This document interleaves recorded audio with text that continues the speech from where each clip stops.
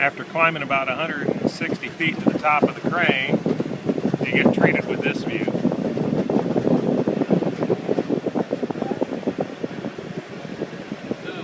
Good. Let's do a whole circle.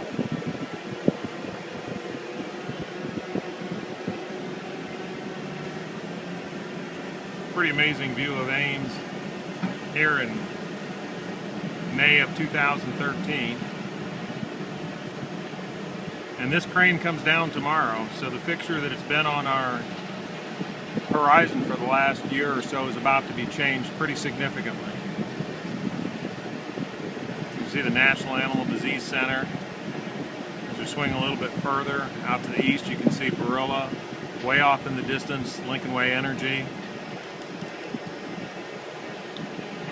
Our parking structure, which seems pretty big from street level, looks rather miniature here.